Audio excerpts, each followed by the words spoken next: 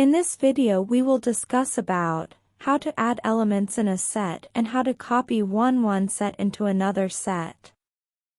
We can add elements to the set or append the elements to the set. Mainly two methods are used to perform these operations.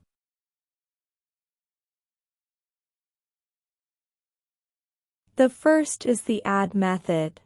It is used to insert an element to the set.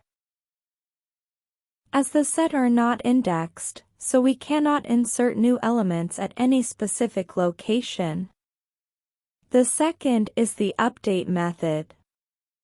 This can also be used to append the data to an existing set, but is mainly used to extend on set by adding any of the collections, that is strings or list or tuples or even another sets. Let's discuss on how to add new elements and copy one set into another using a program. A set named set A is initialized with 5 values or elements in curly brackets as A, B, C, D, and E, all separated using comma. Print statement is added to print all the set elements. When executed, we can see that all the set values has been printed.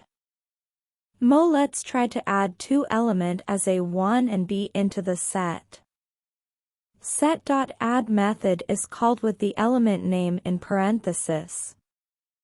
Adding add method for both the elements.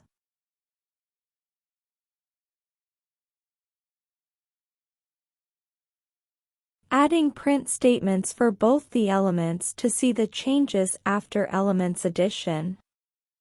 When executed, we can see that the new value A1 has been added to the set.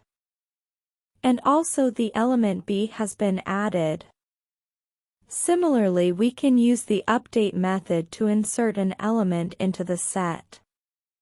We use it as setName.update with the element name in parenthesis. Print statement is added to print the updated set.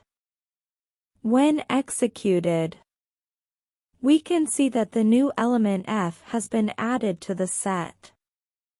Similarly, we can create set from another set which has a combination of all types of data types, or from a string, or from a tuple, or a list. A set is not restricted to just one type of data type.